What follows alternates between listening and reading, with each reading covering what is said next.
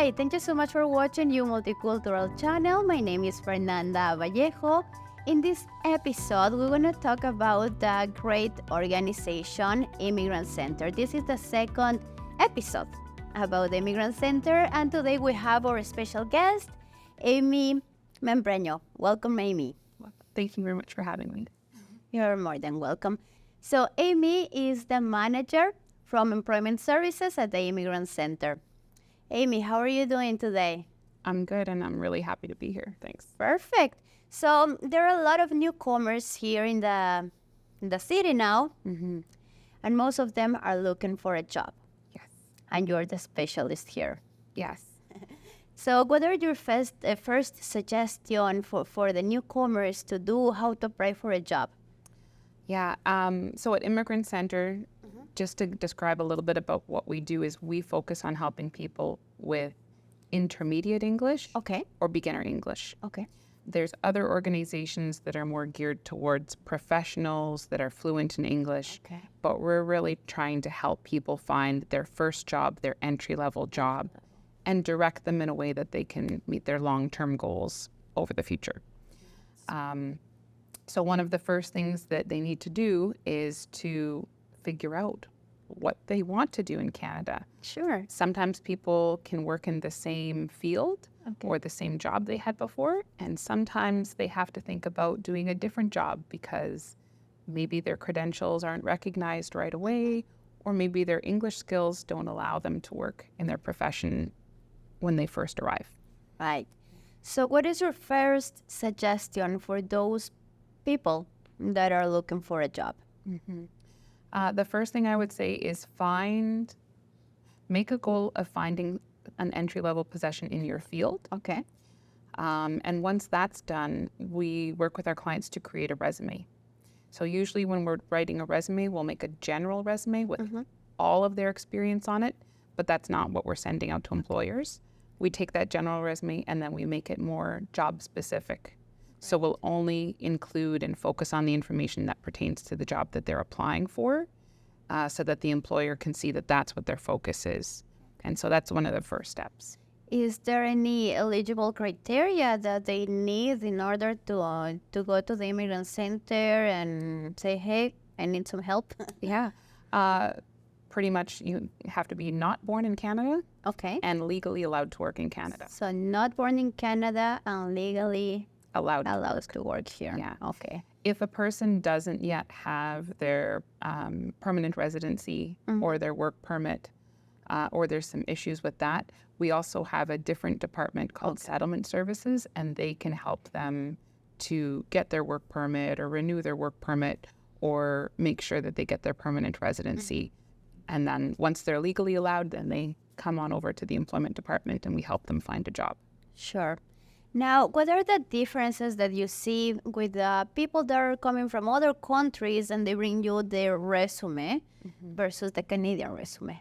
Yeah. So in most countries, they use something called a curriculum vitae. Yeah. And so that lists everything that they've done in the past. Sometimes curriculum vitae can be 5, 6, 10 pages long. And they usually have photos on them. They might list a person's religion, their family status, if they're single or married or have children, their date of birth. And really that doesn't fit into the Canadian system because we have a lot of laws to protect people against prejudice. Yeah. And so we also are looking more at the experience that you have that fits the job rather than everything you've done. So usually Canadian resumes are a lot shorter, concise, and don't reveal too much personal information. Okay. Any specific recommendation when it's time to build your resume? How many kind of resumes do we have here in Canada? So there's a few different types of resumes. The chronological is the most popular, and it's usually done in reverse chronological order. So you've got your most recent experience at the top, and when you very first started at work or in school at the very bottom. Another one that people often use for formatting is a functional resume. And so there's different names for a functional resume, but it's pretty much describing your skills and then later on your experience. And then you've got one that's kind of a mix of the two. Okay. For the most part, employers prefer chronological resumes. Okay. The reason why they like it is they want to see how a person's built up their career and their knowledge in a certain field. But at the same time, some people are switching fields, switching careers. And so when that happens, we'll often use functional or combination resume for that. But I think the most important thing is demonstrate on your resume that you have the experience and the skills that show that you can meet the basic requirements of the job you're applying for. Is it always important to update your resume? Yeah, for sure, because we always have new experiences, we have new courses, new contacts. In Canada, continuous learning is really important. And so you need to demonstrate on your resume that you're not just stuck in a rut. You're not just doing the same thing and waiting for something to happen, but you're always trying to improve yourself and progress.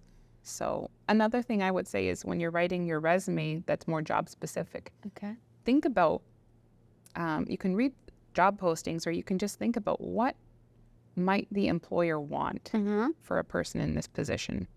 For example, if you're working in construction or maybe even in some healthcare jobs where you need to go from one place to another, write on your resume that you have a driver's license and you have access to a reliable vehicle. Or if you're doing construction and you have steel-toed boots, put that right on your resume.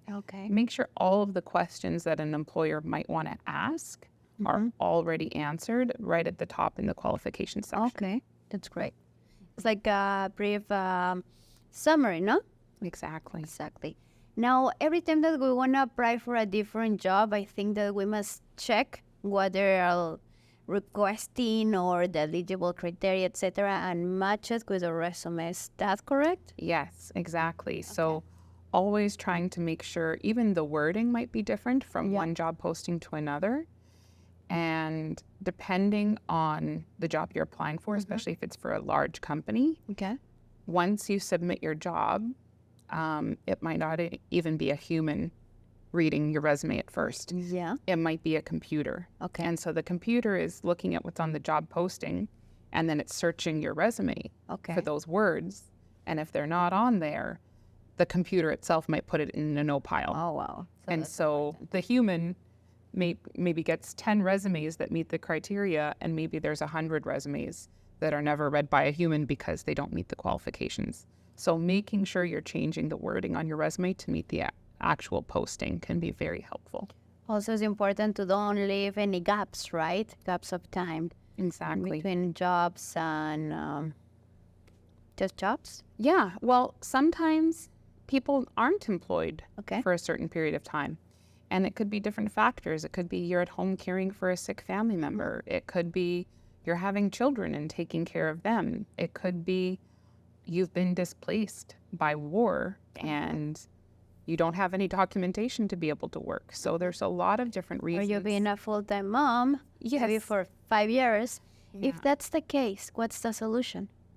One of the things I would always recommend is for a person to think about what they're doing and not getting paid for. And so depending on the situation, especially let's say you're caring for a family member or someone that's sick or maybe doing childcare at home, you can always put that under volunteer. And so explaining all of the duties that you're doing during a certain period of time, and then you can see the specialization and all of the skills that a person's acquired, maybe working at home, taking care of their own children, organizing the family, preparing food safely, learning about child development. All of those things are things that, for example, mothers might do with their children. Even helping children to learn how to read. And so later on, when you're looking for work, if that's something you're interested in, that might apply. Is it always important to write down your volunteer experience then and all the trainings that you complete, right? Exactly. And they could be small courses, one-day courses. Sometimes they're free courses. There's a lot of free training online. We have a lot of community centers and even ethnocentral or ethnocultural groups as well here that have different courses or classes. Sure. All of those things could be added onto the resume. So even if a person's not working, maybe they're taking a pottery class at the Columbian Association of Manitoba. And hey, why not add that on your resume? And if it fits the position you're looking for, that creativity maybe, then that can be added on there and included. Nice. What we should not include in the resume? Things that might cause an employer to have a prejudice against you. For example, birth dates should not be included because they're not, unless you need to show that you're 18 or over, working in a specific job that needs that. Your religious affiliation, unless you're looking for a job where you need to belong to a certain religion because you're applying to work in that church or temple or synagogue. Okay. Your political views, whether you have children or not. Photos of yourself, unless it's a job. A model. Yeah, for a model or an actor, maybe those ones you need to have a picture of yourself. But those kind of things. I'd also say sometimes people include their hobbies, but I would say only include that if it actually pertains to the job that you're applying for. Or some people like to include something strange like, oh, I like skydiving. And that just gets the employer's attention. It's like, I kind of want to interview this person because they sound interesting. But really, if it doesn't apply to the job, don't include it. Good here for a moment. How many pages should we present in our resume? I usually like to recommend 1 or 2. 1 or 2. And when I'm making a 2-page resume, I like to put all of the most important information on the first page. Okay. I've done a lot of hiring at Immigrant Centre for my department. And within that, sometimes I'll get 60 or more applicants for one position. Wow. And then I am already busy. I don't have time to read 60 resumes in detail and think about them and search for them. Sure. So what I really love is receiving resumes where I know what I'm looking for and I can see everything on the first page. Okay. So sometimes when we're helping people create resumes, we'll even do kind of like that combination resume where we're showing their qualifications at the top, all of their qualifications that meet the posting. And then we start off with their relevant employment history and their relevant education or volunteer history. And then on the second page, we're showing the other employment and other education that fills in the gaps. Okay. So maybe on the second page, those jobs don't have much to do with the job they're applying for now. Okay. But at least they can see that they've had consistent employment or education or volunteering, that there's not huge gaps when they're kind of not really doing anything with their life. Okay. Yeah. So nowadays, a lot of people are using Canva with those fancy designs. Do you think that's an appropriate resume? It could be, depending on the position you're applying for. The most important thing is to check and make sure that what it's saying you're doing, you actually did. Okay. And that you can describe everything on the resume. I would say, too, if you're looking for a position where it needs more creativity, you need to demonstrate that. A resume that has more color or more designs on it can come in handy. But if you're looking for more of an administrative role or something where they're looking for more technical skills rather than the creativity, those kind of elaborate designs can be distracting. Okay. How the Immigrant Center helps people to get a job? You told me about the resume already, but what else do you guys do to help our community? So we have one-on-one appointments with our clients, but we also have workshops. Okay. Right now, the majority of our workshops are on Zoom. So that way we can have more people in the class. And our workshop themes are job search, job interview preparation, And we also talk about Canadian workplace culture, and that includes rights and responsibilities for employees. And right now we have those workshops available in English, Ukrainian, Arabic, Tigrinya, Somali. We also have books in Spanish. We have employment facilitators that speak Spanish. We also have books available in Swahili and Dari, Farsi, Persian as well. So we feel like it's really important when you're first learning English, if you're only in an English class, you might get 20% of what they're saying. So we want people to understand the concepts 100%. Okay. And then we're also giving the English skills so that you know how to talk to an employer about your abilities. Right. You know how to present yourself. You know what the common questions in English are. And then you're getting the wording so that when you're talking with employers, you have the English to be able to respond. That's beautiful, guys. You're doing a great job and with all those translations. That's amazing. Now, about rights and responsibilities. What are our rights when we are working for a company? Yeah. And responsibility, sure. For sure. So one of the things to keep in mind is each company has their own policies and procedures. But even if a company has its own policy and procedures, they always have to follow employment standards. Okay. And there's two types of employment standards. 90% of jobs out there belong under the provincial employment standards. So Manitoba has our employment standards, and each province does as well. Yeah. And then 10% of jobs fall under the federal employment standards. And those employment standards cover things like minimum wage, the number of hours a person can work, overtime, leaves of absence, even things like general holidays as well. And it can include even more information about like when you can take your breaks or who makes the schedule. So we always like to tell people, go back to the Employment Standards website and always check it because sometimes it gets updated and there's new information there. Perfect. There are a lot of women that are pregnant, for example, and they are scared of applying for a job. Yeah. But do they have the right to say, I'm pregnant and I'm looking for the job? They shouldn't mention. What's your recommendation here? Yeah. So when a woman is pregnant and looking for a job, it is against the law to be prejudiced against a woman and not hire her because she's pregnant. Because she's pregnant. Yeah. Now, the difficulty comes in how do you prove that? How do you prove that you weren't hired because you were pregnant as opposed to somebody was more qualified? And so that can be a little bit difficult. If there are cases where it seems pretty evident, there's the Human Rights Commission that can help with those kind of cases. They usually take 2 or 3 years to go through and be processed. Wow. And having to go to court and just prove those things about the prejudicial hiring policies.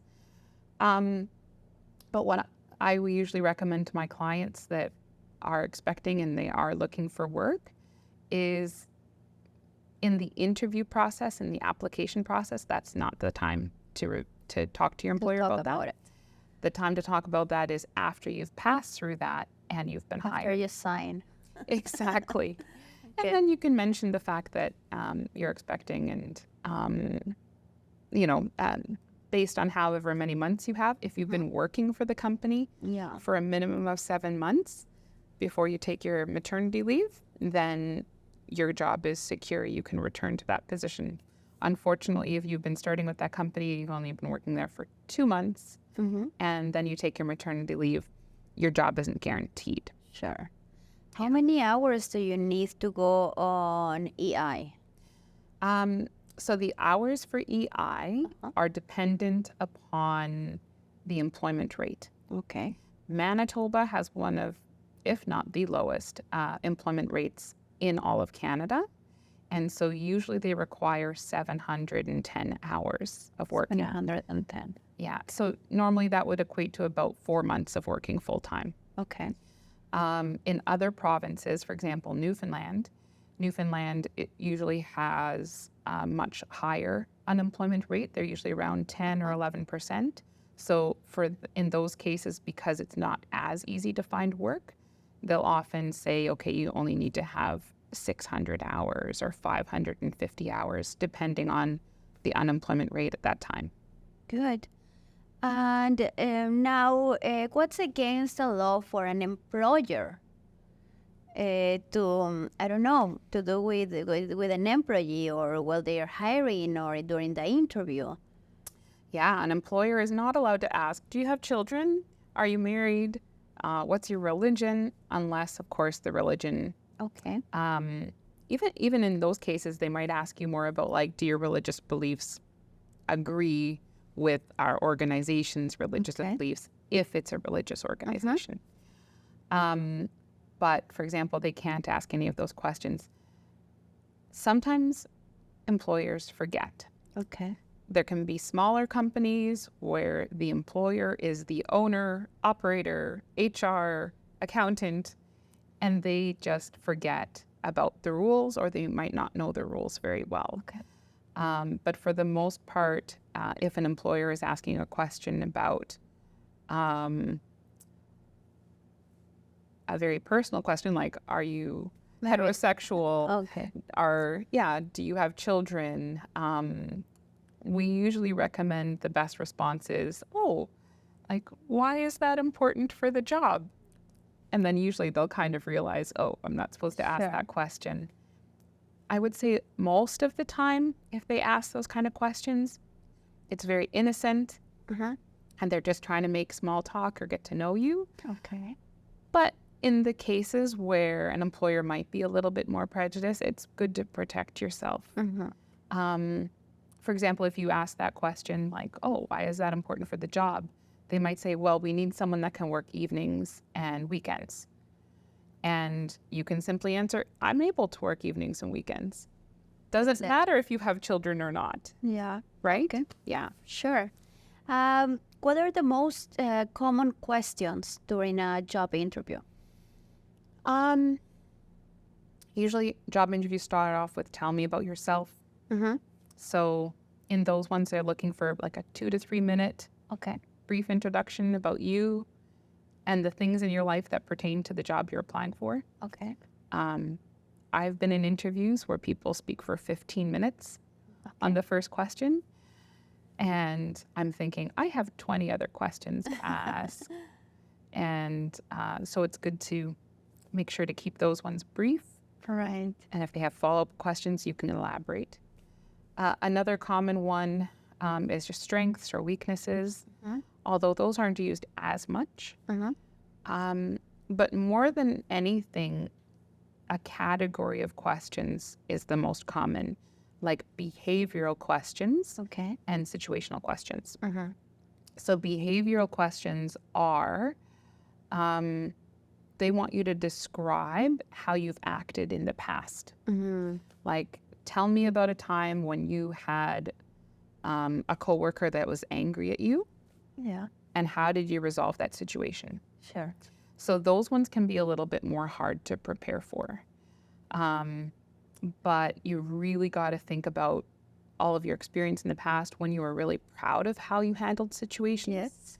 And then get used to describing that. And the situational questions, this takes more imagination. Okay. Because it's like, imagine you're working this job and this happens. What would you do? Someone that's not prepared will say, I'll talk to my manager. I'll ask my manager what to do. And what that tells the interviewer is that you don't know how to do the job and you're not able to use critical thinking to solve the problem yourself. Okay. You don't know what's important, what's a priority, and what's not a priority. So thinking about the position, thinking about what the manager would want, the company's values, their mission, hopefully you'll be able to imagine what you need to do. Also in situational questions, if you're not able to answer them well, it's an indication you might need more training. Okay. So, for example, at Immigrant Centre, we have courses on first aid, food handlers, customer service, loss prevention, which really means preventing things from being stolen if you're working in That's customer important. service. And we also have commercial cleaning. So you're learning about safety. You're learning about how to organize your work well. We have conflict in the workplace. Okay. We even have cultural shock and resilience courses. Sure. So all of those courses help people so that now they know how to answer those situational questions. Great. Do you have any specific recommendations for all the people that are looking at you, watching at you right now in regards of applying for a job? Yeah, I'd say it's really important when you're applying for work to stay balanced. Balance. Okay. So you need to be consistent, have a plan every day. What I like to recommend is first thing in the morning, you get up, you have your list of jobs you're going to apply for that day. And then later on in the day, you look for another 2 or 3 that you plan to apply for tomorrow. Okay. So every day you've got a plan of something to do. You've got a reason to get up in the morning. Another thing that's important is take your time when you're applying. Don't be afraid to contact the employer, make some follow-up phone calls, go in person if necessary, politely. And also make sure you're doing things that build yourself up, that are fun, that are enjoyable, that you're taking care of yourself, you're getting enough rest. We all have gone through difficult times in our life. Yeah. And it's important when we're going through a difficult time to be more compassionate and build ourselves up, be our own cheerleader. Yeah. And so it's also important to remember this too shall pass, where, this stressful time of not working, of not knowing what to do, eventually you will find a job. Eventually you'll start working, whether it's with this first job you applied for or the 10th or the 50th job you applied for. Eventually you're going to start working and you're going to be able to move forward in life. So don't stress over the situation you're in right now. Yeah. Just keep trying to move forward. Yeah. Yeah. A lot of newcomers are giving up, actually, because they are saying there's no job. There are no job opportunities. How true is that? Canada has got one of the lowest unemployment rates that it's had in the last 40 years. So to say there's no jobs, I think, is not necessarily accurate. Right. To say I can't immediately start working in my dream job Yeah. is probably more accurate. Sure. Anytime you're moving to a new place, whether it's a new city, a new country, it takes time to build up your reputation. It takes time to build yourself up with a company. And Manitoba is a very informal province. And so most of the time, many of the bigger companies would prefer to promote from within rather than hire out to fill middle or higher positions. So if they have someone that's shown loyalty to the company for the last 10 or 15 years, they'd rather promote that person without education to a management or a mid-level position rather than hire someone that has no loyalty to the company and a higher education.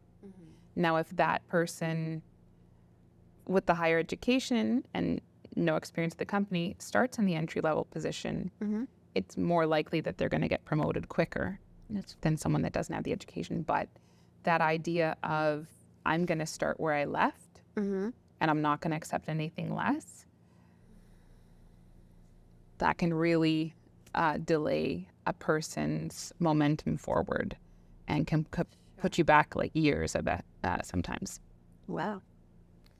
Yeah, and there's anything wrong with starting like with a cleaning job, right? And then step by step, you're gonna maybe start your own business. Exactly. Yeah, actually, I know a few people that have done that. And it doesn't necessarily even have to be cleaning. Yeah. You can look in your field and find an entry-level, part-time, casual position there. For example, many people want to work for shared health, like the WRJ. And they said that sometimes they have 800 people applying for one position. Wow. They're also unionized. So if they have a full-time job opening, that's going to go to one of their current workers that's working part-time. Mm-hmm. And if they have a part-time job opening, that's going to go to one of their workers that's currently working casual. Wow. So really the only way to enter into work for them is to start off with a casual job, and then you can get promoted quite easily. Do you think it's important to add a cover letter? If the job posting asks for it, absolutely. If not? I still think it's a good idea because it's an introduction about yourself. Yeah. I always say you're selling the product, no? Yeah. And I say a cover letter is kind of like a love letter. Okay. Like,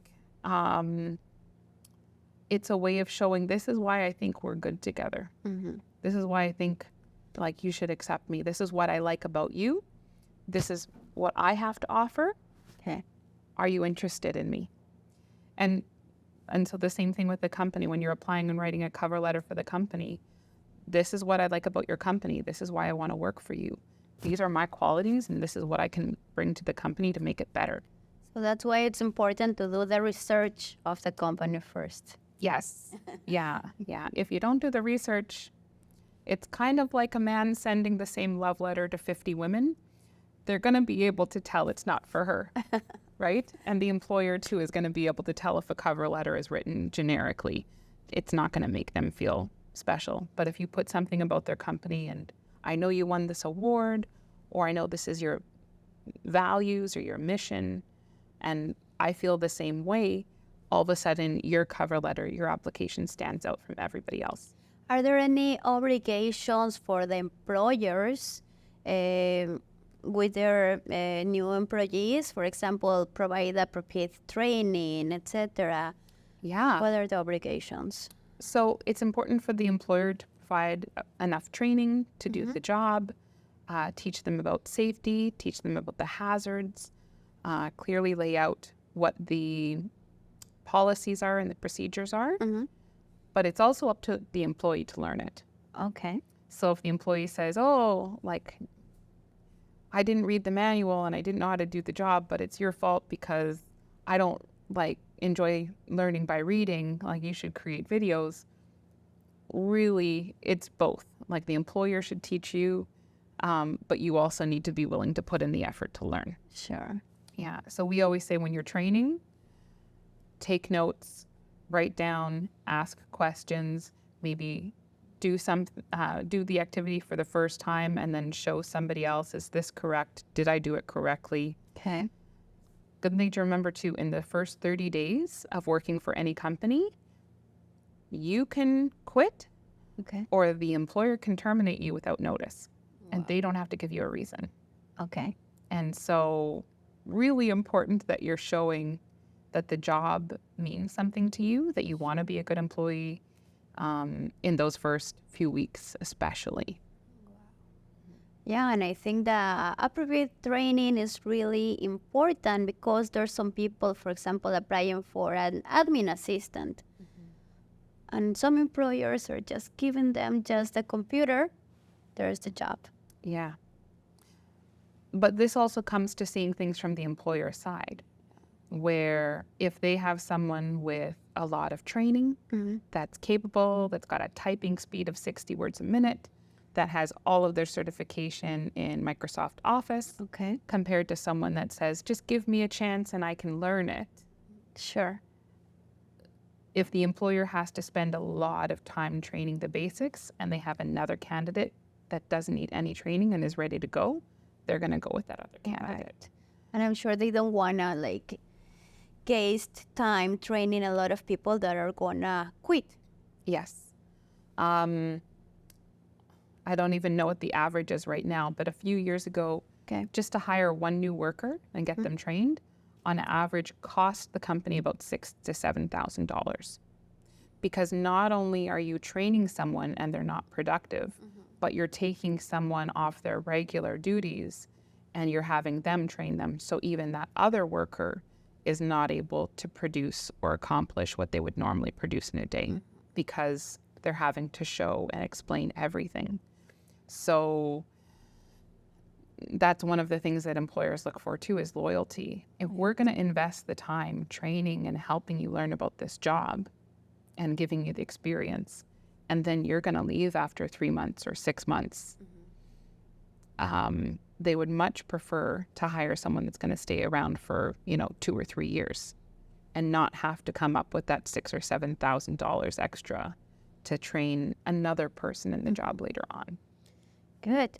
Now, there are situations and situations. For example, someone that quit a job but needs to find something ASAP. Are there like emergency jobs here in the city? Yeah. It depends on what they want to do. But for example, we have a lot of employment agencies that you can go in and you can work temporary positions, usually within a few weeks. If you're looking at office jobs, sometimes it might take a little bit longer, or the contracts might be a little bit different. But an easy way of finding work is to go to places like Active Personnel or TLC, where it's construction or general labor jobs. Those ones, you usually have to have a little bit more physical fitness. They'll usually provide you with the proper shoes and things like that, but you need to wear clothes ready to do physical work. And for those ones, you can show up at like 5 o'clock, 6 o'clock in the morning. And then as the work comes in, they'll start assigning people jobs and they can go and do it. And then usually at the end of the day, they get paid in cash. Right.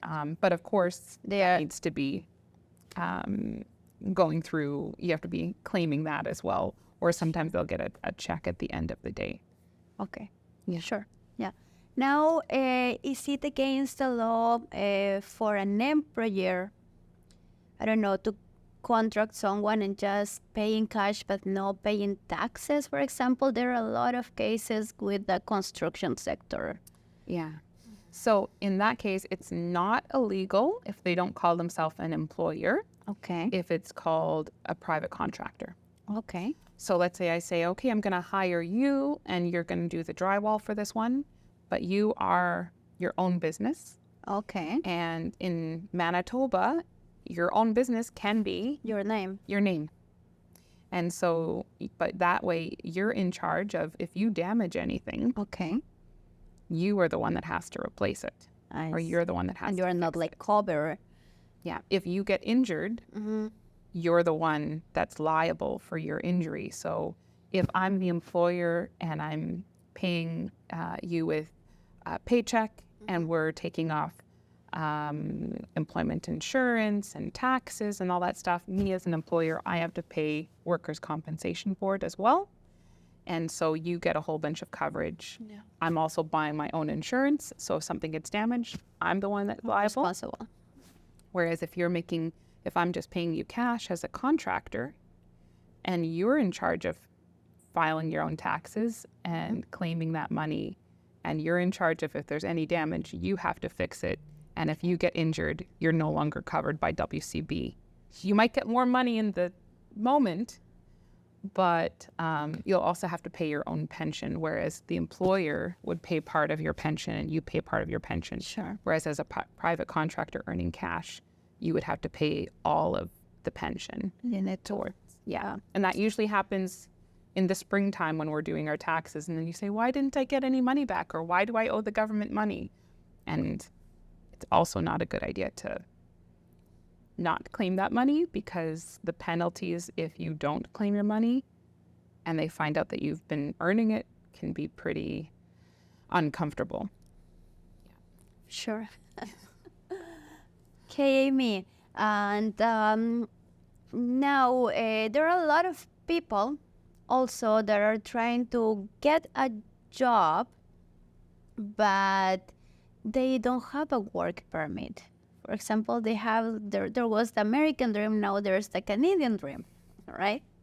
Are there a lot of jobs that offer this kind of what LMIA? Yeah. So technically, if you come to Canada as a visitor, you're here on holiday and you're not supposed to be looking for work. But But there might be some employers that have an LMIA, which means they've had to prove to the government that they cannot hire anyone in Canada. That they've been looking, that they've had postings out for at least 6 months, and no one in Canada is able to do the job. After that point, they have to pay, I think it's $1,000 or $2,000 per position to apply to be able to hire a foreign worker. A foreign worker is someone that's not in Canada. So a visitor living in Canada is technically not a foreign worker. Sure. If they sometimes make contact with the company and the company wants to hire them, when they apply for the work permit, that person can't be in Canada. Okay. So that person would have to leave the country and apply for the work permit, and the company could apply outside. From outside of Canada. Wow. Yeah. Okay. There's a great response for a lot of questions. There's nothing wrong, though, with like certain individuals have come here before they decide to move to Canada, and they do an investigatory visit. They like Winnipeg and... Yeah, looking at the companies. There's nothing wrong with contacting companies and making connections, starting networking before you move to Canada. But yeah, it's more complicated than it seems than just like show up and get a job. And if, let's say, someone's here on a visitor visa and they start working under the table, and then the Canadian government finds out, they are putting themselves at risk of getting deported and having a 5-year ban on not being able to return to the country for 5 years.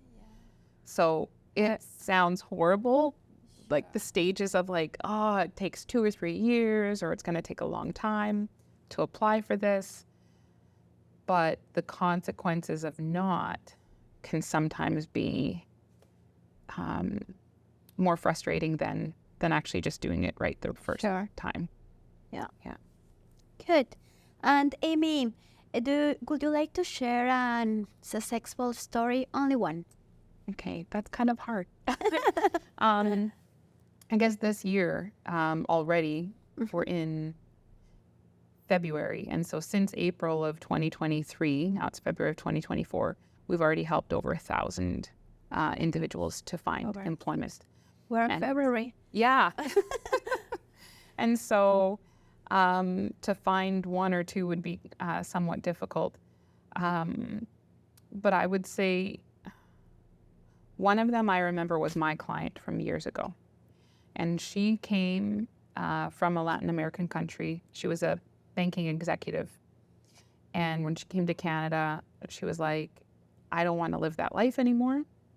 I was working 6 days a week, 12 hours a day. I want to spend time with my son. Sure. I want to find a part-time job. And she had very low English skills, like beginner English. And her apartment building was right near a superstore. Okay. And so she applied, but she got no response. And we kept on telling her, follow up with the company. So she decided to go in and go to the customer service desk and ask to speak to the manager. Okay. And she said, I applied for customer service position 2 weeks ago. I'm very interested. I want to work for your company. And he said, okay, thanks for letting us know. We'll call you if we want an interview. Okay.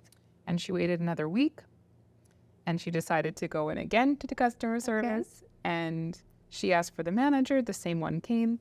And she said, oh, I just want to say I'm very interested in working for your company. I'm learning English. I'm good with customers. I'm very friendly. I learn quickly. I'm here. Exactly. And he said, okay, well, thanks very much. I'll let you know. But this time she looked and she got his name. Okay. And so another week or so later, she went back again and she asked for the manager by name. Okay. And he came again and she said, I just want to let you know, I want to work for your company. I'm very interested. And of course, doing so in a very friendly way. And he said, okay, go and have a seat over on those patio chairs. It was one of the displays they had. Okay, she went over and sat down. And he came down about 10 minutes later with his clipboard. And he said, okay, we're going to do a job interview. And she ended up getting hired. And she ended up working there for a while. And it worked really well because it was part-time, close to home. She got to spend time with her son, and even working there, she improved her English, and then later on, she moved on to other positions. That's great. But I just think it just shows her English was not very strong at that time, but it was her persistence, her friendliness that got her the job. And I think that shows a lot about resiliency and showing initiative and just being friendly in job search. Is there anything else that you would like to mention about the employment services from the Immigrant Center? We have an amazing team at Immigrant Center. We have a lot of workers that are very strong, resilient, kind, but we can only help our clients as much as our clients want to put in an effort. Sure. So sometimes people feel like we are supposed to just give them a job. In other countries, that can be the case where you go into a government office and they say you must work this job, and you accept it and you do your assignment. That's not really how Canada is. Yeah. Canada government cannot force an employer to hire you, and they cannot force you to accept a job. We can offer it to both. And so as much as it would be nice for us to just give a job, we're here to help teach you how to find your own job. We even have employer events. We have positions available where people can apply for a job, and we forward your resume onto the employer. But for the most part, we're helping you to grow as an individual so you can be independent in Canada rather than reliant on us because you're your own expert in yourself. And we find with our clients that find the job, maybe they're doing what we're teaching them to do, but they're the one that found the job. They take ownership of that and they're like, I found this job. I did the interview. I got this position. And that's really important to build up our clients' confidence that you can be independent in Canada and you're able to take control of your own career. That's great. So, and if you guys got a job through the employment services from the Immigrant Center, don't forget to mention that to them. They want to celebrate with you. Yes. Right? You remember that from our action plan. Yeah. I remember everything. You guys helped me too. Yeah. Years ago. Okay. Amie, where can people find the Immigrant Center on social media? So we're on Facebook, we're on Instagram, we're on LinkedIn. We also have, I can't remember what Twitter is now called. Is it X? X. Yeah. And then we also are at icmanitoba.com. That's our website. Okay. And you can find us at 100 Adelaide Street, just one block south of Red River College downtown. Perfect. Thank you. Thank you so much for watching this episode. I hope you enjoyed and learned a lot today. Don't forget to follow us on YouTube, Facebook, Instagram as @Multicultural channel.